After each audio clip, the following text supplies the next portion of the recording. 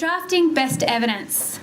So it's a phrase which are used by lawyers to describe evidence which has been prepared in compliance with a number of rules, but also in compliance with what those in the profession consider to be best practice.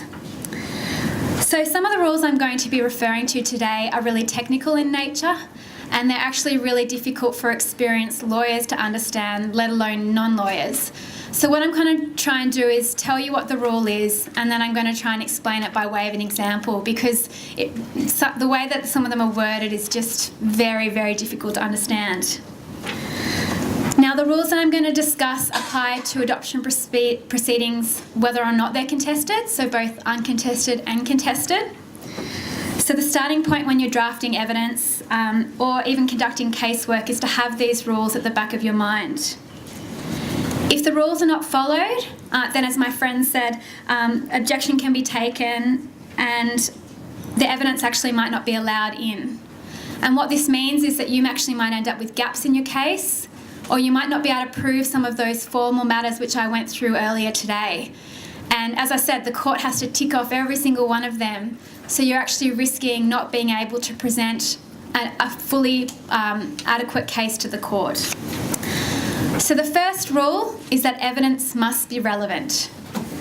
And I should mention the 4 rules that I'm talking about are covered in the Evidence Act, which again I mentioned earlier today.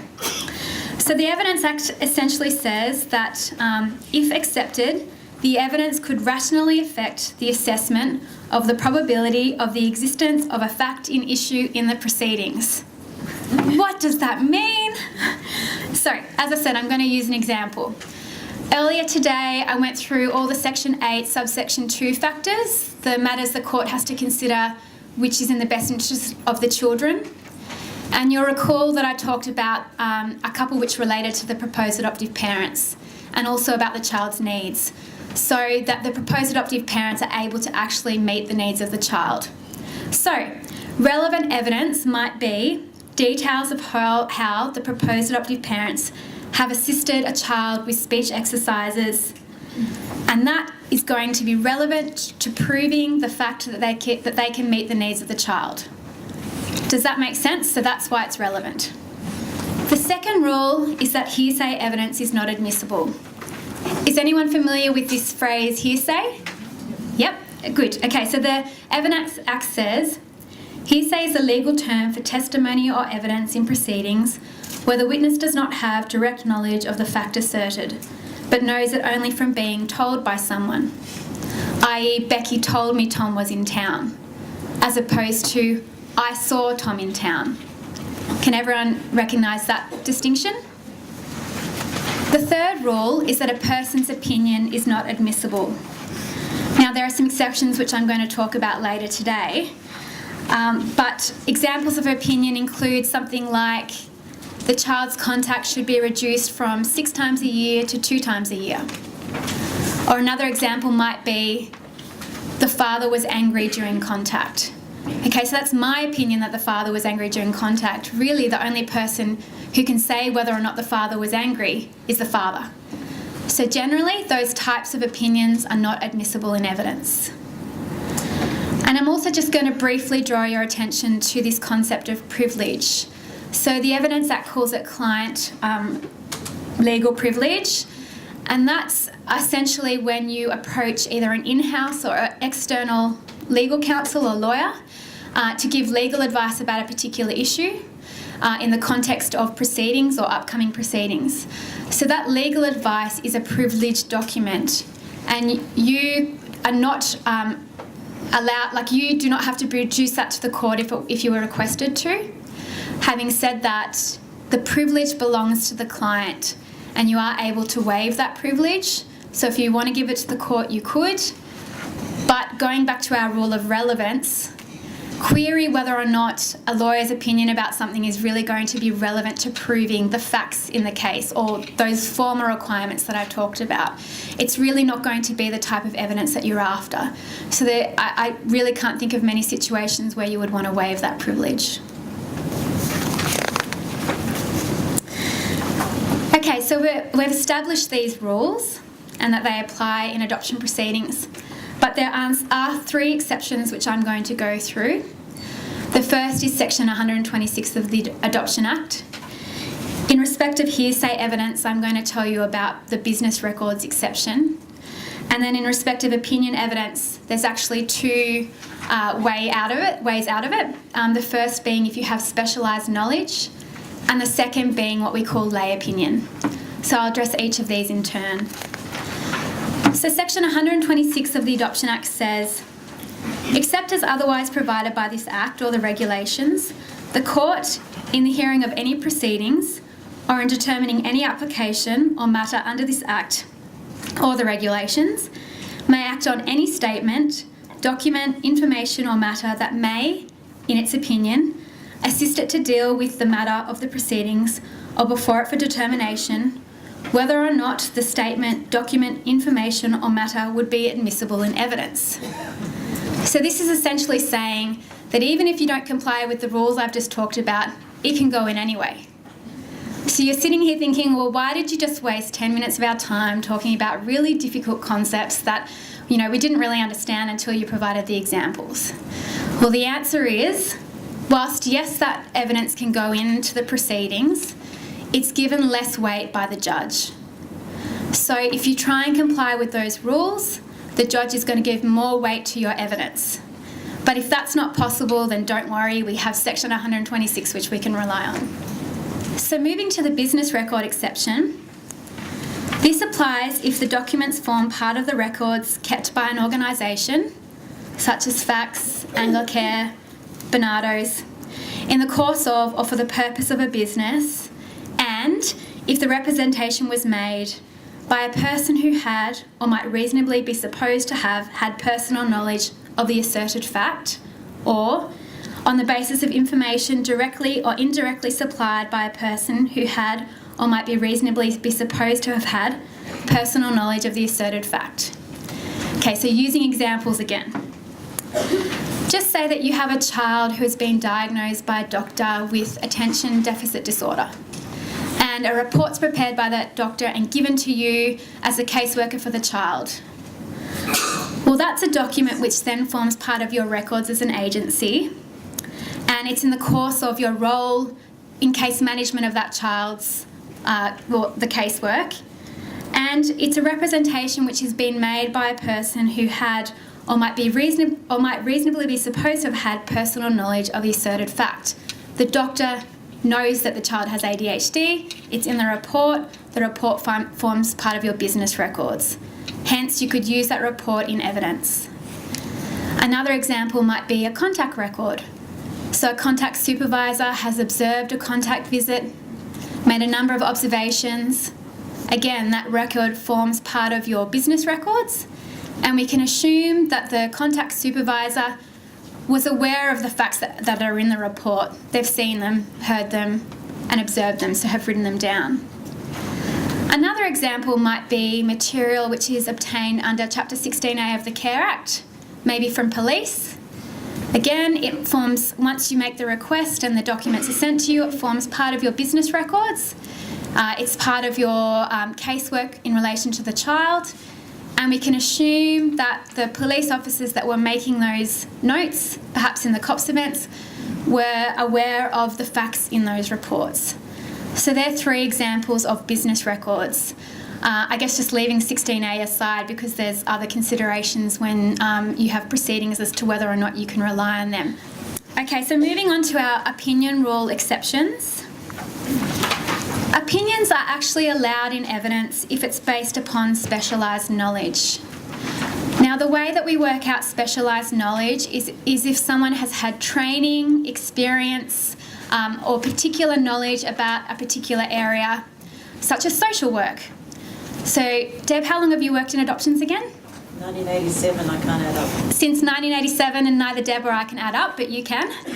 So if I was preparing an affidavit from Deb, I would set out how long she'd worked in the area.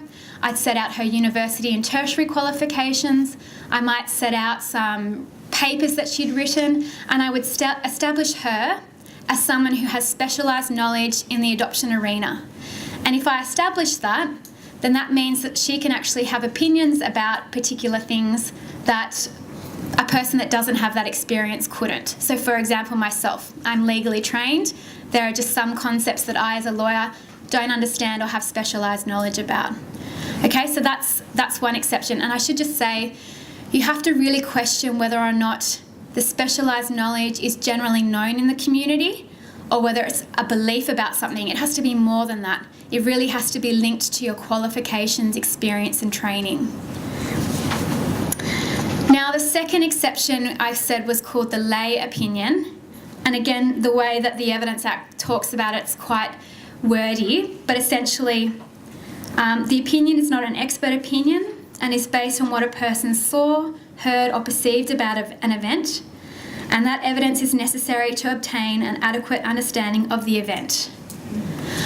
Again, I'm just going to use an example because I think that's the easiest way of explaining it. So before I used an example about the father being angry during contact and how that was my opinion. The court might let in my opinion that the father was angry to explain why I had terminated the contact visit or that contact had been suspended.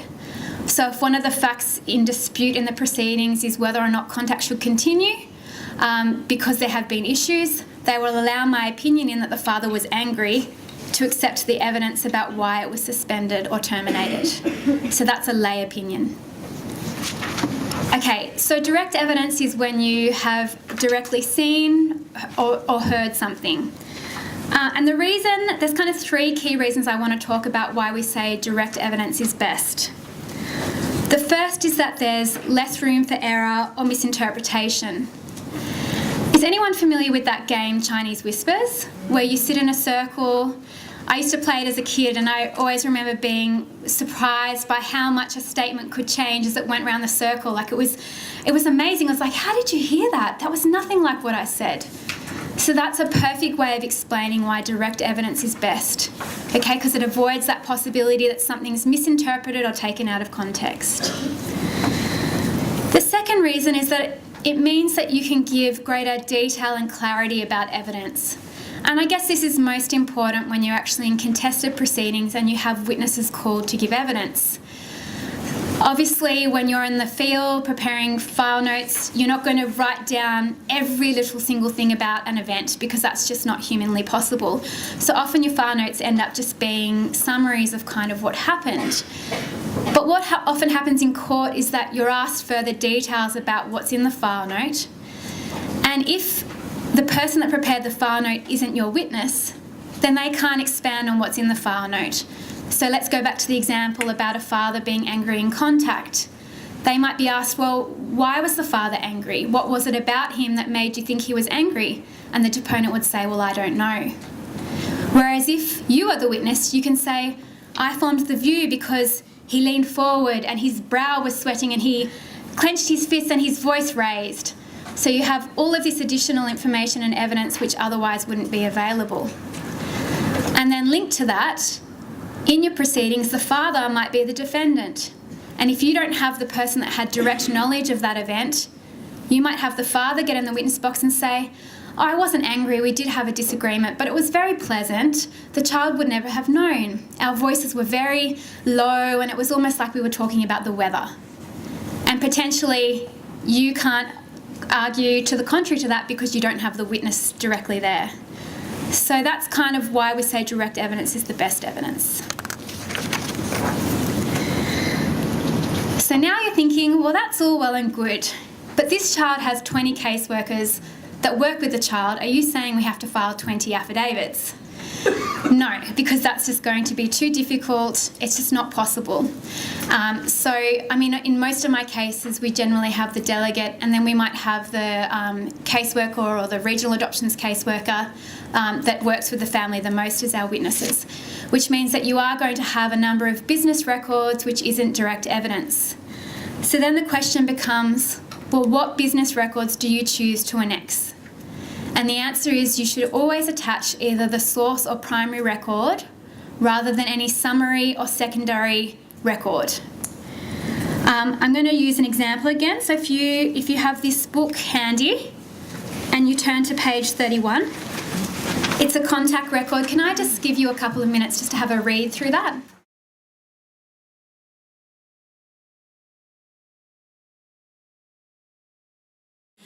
Okay, so the contact report's what I call a source or primary record, and that monthly review is a secondary or summary.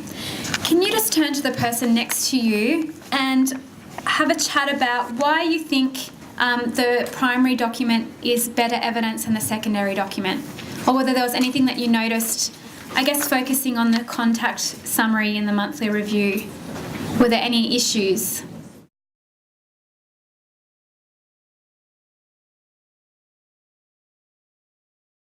So I guess it shows there's a risk of making mistakes. So something as simple as the date, which isn't a huge deal, but it's incorrect.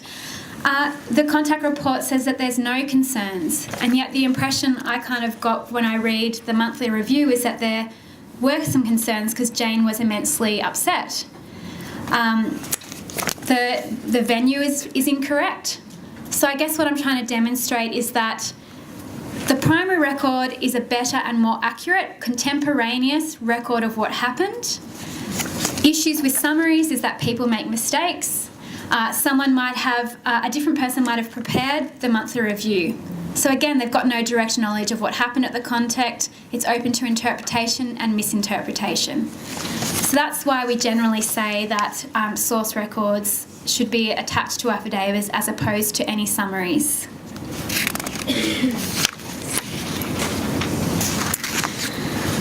Okay, just some tips when you're drafting evidence, and I touched on this earlier today, that it's really good to use subheadings because it makes it really easy for the judge to just kind of tick everything off.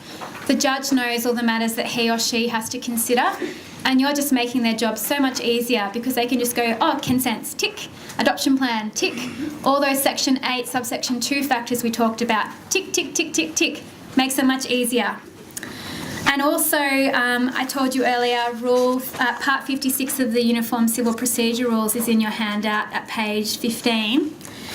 And Rule 56.8 also sets out a lot of matters that evidence has to be filed in relation to, and I talked about a lot of them earlier today.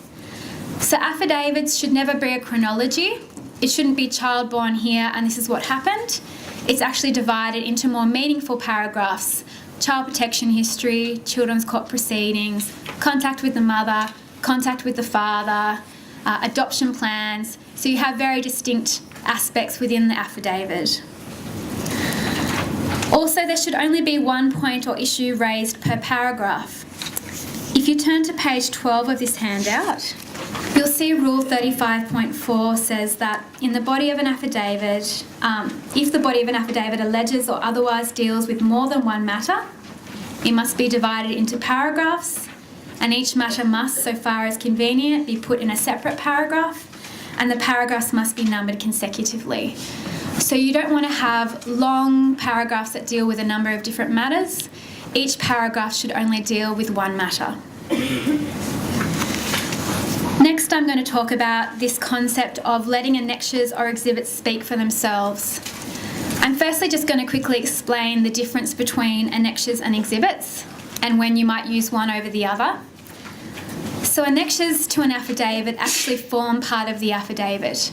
So if your affidavit is 10 pages long, your annexure A actually starts at page 11, and so on. Generally, if affidavits are going to be more than 50 pages, that's when we use exhibits. An exhibit isn't part of the affidavit itself. It sits separately to the affidavit and is in front of the deponent when they swear or affirm the affidavit. It's also not filed. It's tendered later down the track during proceedings, so it's not placed on the court file. But because, in my experience, in every adoption matter, there's so many annexures it has to be an exhibit, if we know a matter is going to be uncontested, we just, when we file the documents, request that the registrar accept the exhibits when the summons is filed, because it's going to be referred to a judge to consider in chambers. So if matters are not contested, the judge just sits at his or her own leisure in her chambers and reads everything and then decides whether or not to make the order. So that's just quickly so you understand. And again on page 12, you'll see 35.6 talks about annexures and exhibits. So maybe just familiarise yourself with that rule as well. So this concept of letting them speak for themselves essentially means that when it's either annexed or exhibited, there's no need to verbatim repeat what's in that attachment in the body of the affidavit. This avoids the deponent taking issues out of context or giving misleading accounts of events. And I think the best way to demonstrate it is always with an example. And what we actually have is a real life example. So at page 29 of your handout is a case of re Liam. The relevant paragraphs are starting from 59 onwards. But essentially what happened was there was a family and community services caseworker who had included a paragraph in her affidavit about contact with a child. In the affidavit she said, "The mother had contact with Liam as supervised by Wesley Dowmer. The mother was recorded as being visibly upset and tried to control her tears.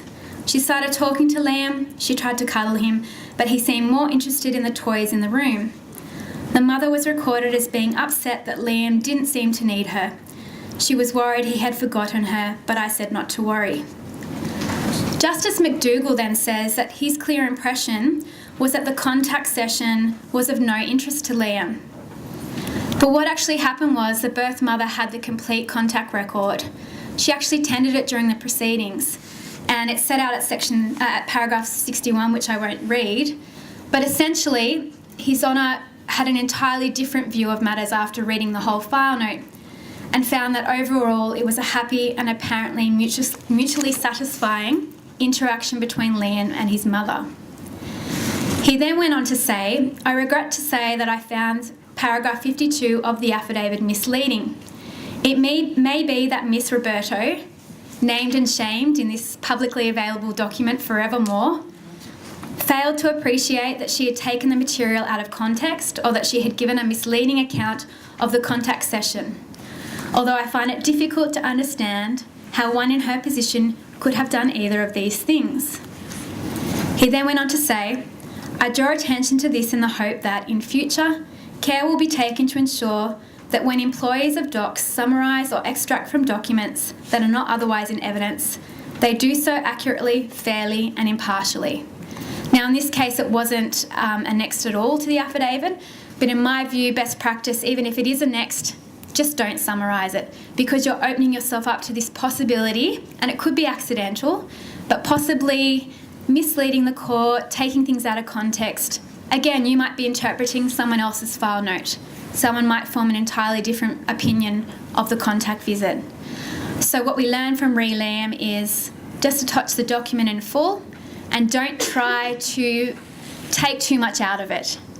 It's a bit of a balancing exercise, and we're going to come to an example in a second, about giving the reader enough context about what the file note that's being annexed is about, but without taking too much detail so that it becomes potentially misleading.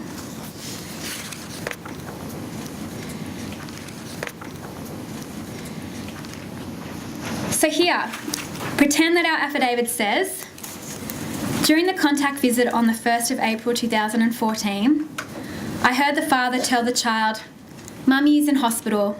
Mummy's tummy is not well.' The child then said to the father, 'Doctor going to make her better? Did you hurt Mummy?' During transportation back from the visit, the child stated to me 3 times, 'I hate Daddy,' and then added, 'I love Mummy.' So what picture is portrayed from those 2 paragraphs? Domestic violence. Possibly domestic violence. What about the child's opinion of the father? I hate Daddy? Not very good. Like in re Liam, it becomes evident during the hearing that the file note which is called for also states that during the contact visit the child said to the father, "I love you, Daddy. I want to come home with you." The child is also recorded as initiating affection towards the father and keeping close to him throughout the visit. So the whole file note portrays a slightly different picture to the part which has been extracted. And again, it might not have been deliberate, it just might have been what the person writing the affidavit thought was relevant. But you need to try and avoid making, that kind of, whilst we do have to file relevant evidence, you have to be careful not to take things out of context. So this is how I would draft the paragraph. The mother was unable to attend contact with the child due to being in hospital as a result of appendicitis. The contact visit was overall a positive experience for the child, although the child made some inconsistent comments about his feelings for his father. So I've put in enough context that the reader knows it's a contact visit, the mother wasn't there. We know from the additional information that it was overall positive, but then when the child went home, was being transported back to his carers, he said, "I hate daddy." So by using these words, inconsistent comments, you're kind of flagging something for the judge. Go and read the annexure in full and make your own judgment about things. Okay, so this is the way I would draft it. Someone else might draft it slightly differently, but what I've tried to do is balance between giving the reader enough information but not taking the primary document out of context or misrepresenting or making too much of a value judgment about something. Affidavits are about facts. Okay, the facts are that there was a contact visit, mum was in hospital, we've made a concession that it was overall positive and that there were some inconsistent statements. So I've said we have this rule of letting annexures speak for themselves, and this is the other reason why. If we verbatim set out what is in the attached record, this is 15 lines long, you're just really going to annoy the judge. Okay, you're going to end up with this probably a 50-page affidavit with exhibits, and the judge is just going to be sitting there thinking, some of this isn't relevant. They haven't thought about their rules of evidence. Okay, evidence must be relevant. On the 22nd of December 2009, a report was received from QE2 regarding the mother's residential stay and observations of her parenting capacity. A copy of the report is annexed at pages X to X of the exhibit. Okay, 2 lines. It's about her residential stay and observations. Okay, and then the judge can read the primary document. So that's what I would be looking for in an affidavit, as opposed to verbatim repeating exactly what's in the file note.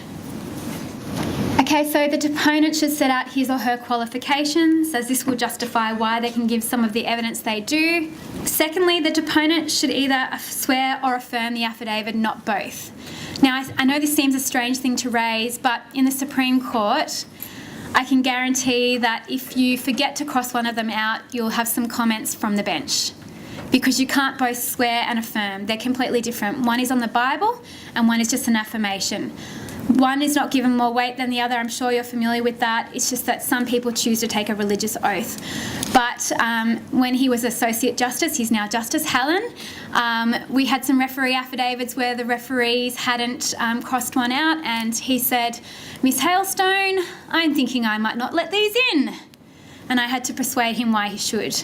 And there is a bit of a sneaky rule under the UCPR where you can seek to rely on affidavits despite irregularities. But I just think we should be doing the right thing. So not even in adoption proceedings, in all proceedings, make sure you either affirm or swear, not both.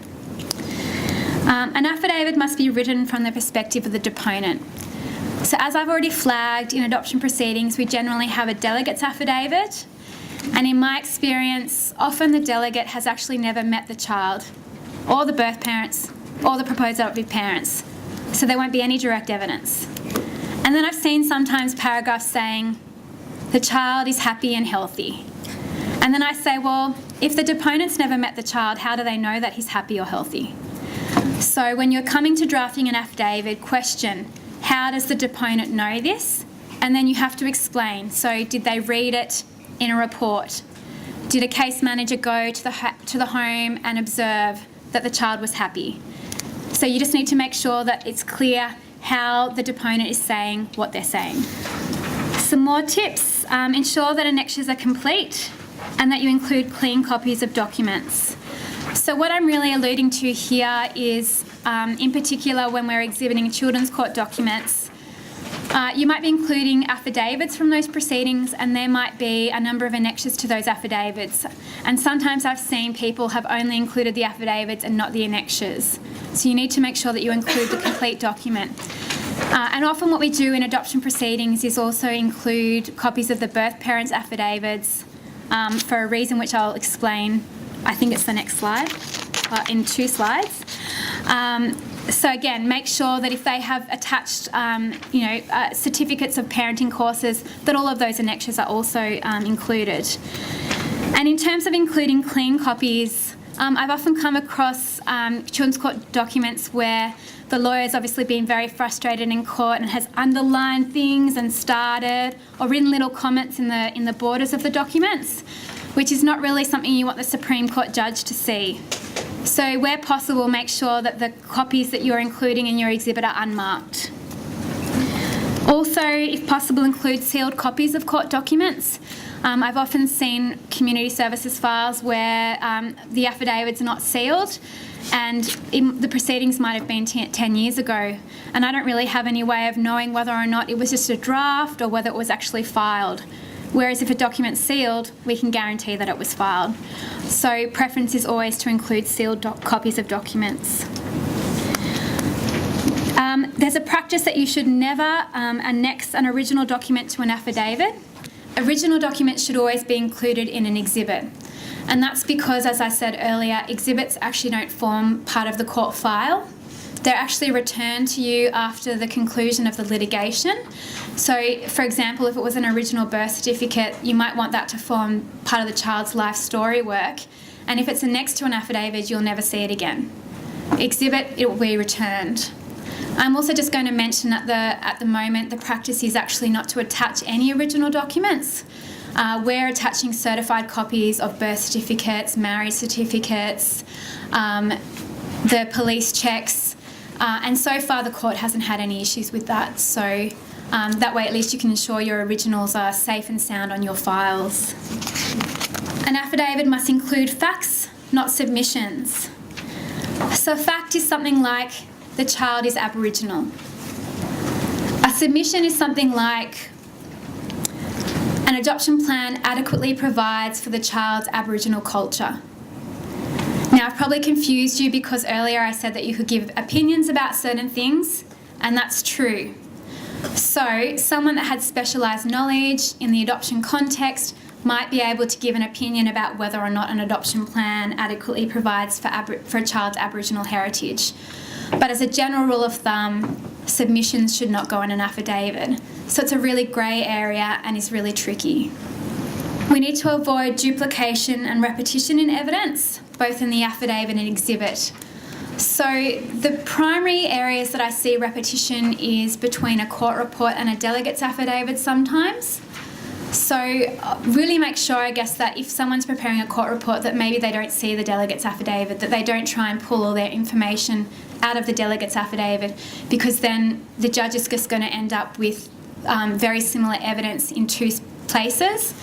And likewise, if you have multiple deponents on affidavit, if something's covered in one affidavit, there's no need to cover it again in another affidavit.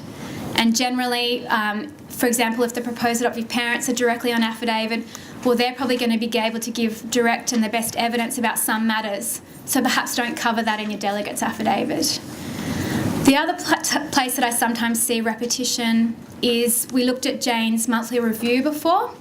I've seen some records for some agencies where every month or maybe every 6 months they have reviews, and often they might be quite long documents, maybe 12 or 15 pages, and there's a lot of repetition in those documents. So generally try not to exhibit all of them, because the judge is just going to be reading the same thing over and over again. Just extract what's relevant. Okay, so there's a rule, Rule 56.3, which is at page 16 of that handout.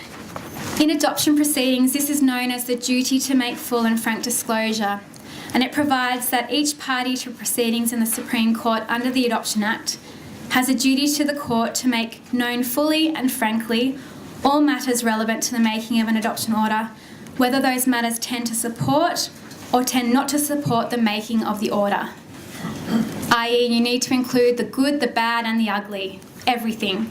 Okay, you can't withhold information because you think it goes against your case. There's an actual duty to disclose everything that's relevant. I guess it's important to note as well, when you do disclose everything, and there are some negative aspects, the court's more likely to find you to be a credible witness. It's going to be more likely to accept and believe all the positive things you say because you've actually disclosed the negatives. You become a more credible witness and more weight can be placed on your evidence.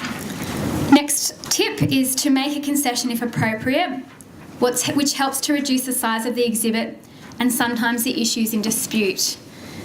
If you can turn to page 33 of your handout, and I'm just going to give you a couple of minutes just to read those 5 paragraphs there. I just want you to turn one page over to page 34 and just have a quick read of that.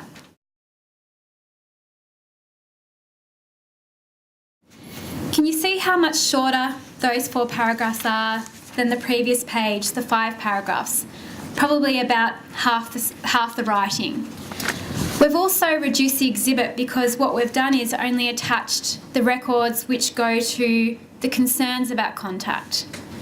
So when I talk about a concession, what we're talking about is, well, here, contact's generally positive. It doesn't really matter what it is about contact that makes it positive, because the fact that the judge is going to be interested in is that it's positive. So we don't need to worry about including all of those examples. We've included the ones where we do have concerns and then attached it in full so that the judge can read the whole contact report and make whatever decision he or she considers appropriate. Again, it goes to a witness's credit. If you're able to concede points, the court's going to see you as a credible witness, believe your evidence, and again, if you have concerns, might have more regard to those concerns. Sometimes what we do in proceedings is, in fairness to the birth parent, we might create just a separate bundle of documents so that if there are positive records, you might just send the other lawyer acting for the birth parent a copy of all of the contact reports so that you're being open. But generally, and now I've remembered, generally when we're saying it's positive, it's not an issue. And this is what I was going to say. In contested proceedings, we have what's called a preliminary hearing. And at that preliminary hearing, the judge that's hearing it will settle a list of issues in dispute. And if we're able to make particular concessions about some matters, the birth parents also might be able to make some concessions about matters. For example, they might not quibble with the fact that the child has an established relationship with the carers, or that the proposed adoptive parents are capable of providing for the child. So if we can take off some issues in the case, we're going to lessen the hearing, probably lessen the stress for the parties involved. It's going to be a more productive use of everyone's, including the court's time. So that's the other bonus about using concessions, is that we're going to use everyone's time better, and the parents themselves might be prepared to make some concessions. In my view, as a lawyer, wanting to put the best evidence to the court, a file note that has as much detail as possible rather than generalised statements is going to be the best evidence. So, for example, I observed the child was securely attached to the mother versus I observed the child was attached to the mother. For example, whilst I was at the home on the 8th of March 2013, the child sought the mother out for comfort when she fell over. I also heard the child say to her mother, "I love you, Mummy." And file notes should also always include details such as dates, where it's located. So let's go back to Jane's monthly review on page 32. You would have read before the 2 sentences under health and development and the 2 sentences under school. Does anyone see any issues with the way that those paragraphs have been written? Who is the paediatrician? It's going to be more persuasive to the court if you can say Dr. Smith on this date prepared a report, and remember our primary record's going to be better, so we probably want the report from Dr. Smith as opposed to this monthly summary. What about the fact that Jane is struggling at school with her reading and maths? How do we know that? It's not very good evidence. A school report might be better, or there might have been a conversation with the school principal or the school teacher. Jane is struggling for these reasons, I think we need to do this. So a file note of that is going to be far better evidence. And also we don't know when. So this monthly review is in April, but it doesn't give it any context. Is this a recent thing? Is it an old thing?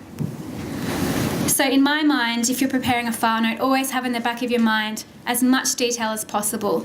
Names, dates, details of where it was, that kind of information. Okay, the next tip is that it's important for your legal representative, or sometimes I know that people within the organisation are responsible for drafting, to be aware of all potentially relevant matters so as to avoid issues arising during a hearing.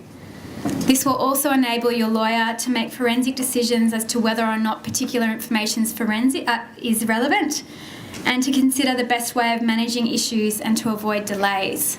So I thought I might share with you some examples that I've come across in the last 4 or 5 years. I've had matters where there's been additions to the home and we haven't been told. And of course, then there's additional requirements that need to happen. So working with children checks.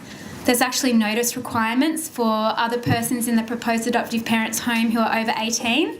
They actually need to be given notice of adoption proceedings. It's not just the birth parents. I've had some surprises arise in the middle of hearings. One was in a case where we had filed some referee affidavits and we didn't know, but even prior to filing, there'd actually been a falling out between the referees and the proposed adoptive parents, but we weren't told. And often referees aren't requested, but there are certainly times when they have been. And in this matter, the referees were required to give evidence, and it was at that point that we were told, oh, they had a falling out, they don't even like each other anymore. And we potentially were going to have these hostile witnesses who didn't like our proposed adoptive parents. We managed to get away with not calling the referees in that case because His Honour didn't want to hear from them, but we were quite lucky. I actually had a recent case as well where we weren't told, and in fact I don't think the agency was told, that the referee who gave the reference in a personal capacity had actually been professionally involved with the applicants about 6 years ago. Some notes were subpoenaed from a treating doctor who mentioned this person's name, and one of the lawyers for the birth parents recognised the name and realised it was one of the referees. So again, the referee was required to give evidence. The notes were called for in the witness box. We all of a sudden had to read these notes, which we'd never seen before, and there was a whole raft of issues which we'd never been aware of and which we had to deal with on the run. I've had matters where it's come out in evidence that proposed adoptive parents were physically disciplining the children, and we hadn't been given any information prior to the hearing. So when it came out during evidence, we had to try and deal with that issue on the run. Some other common occurrences is where proposed adoptive parents have very different views to frequency of contact. So we've run cases that contact should be 4 times a year. The adoption plan provides for 4 times a year, and then our applicants will get in the witness box and say, oh no, 8 would be fine. Okay, so makes it very difficult. And also another problem we've had is I'll explain it first. With adoption proceedings, with the out-of-home care, when we go to court, you have to undertake a risk assessment under Division 1A of the Care Act to work out whether or not there would be some risk in the release of personal or identifying information of the applicant, so surnames, place of residence, place of employment, the child's school. And after that risk assessment, a decision's made about whether or not to disclose a surname. And as part of that risk assessment, you seek the views of the proposed adoptive parents. But we've had cases where we've had the risk assessment, sought to redact that information, and then again, they've gotten in the witness box and said, oh no, they can know my name, that's fine. Okay, and it's a bit embarrassing before the court. So from a risk management perspective, if possible, always provide your complete files to the lawyer preparing your case, rather than just giving them the information that you want included. You might not realise something's relevant, you might overlook something, whereas our role when we're preparing the application is to go through your files and extract all the relevant information. So from a risk management perspective, I would really encourage you to provide your complete files to your lawyer.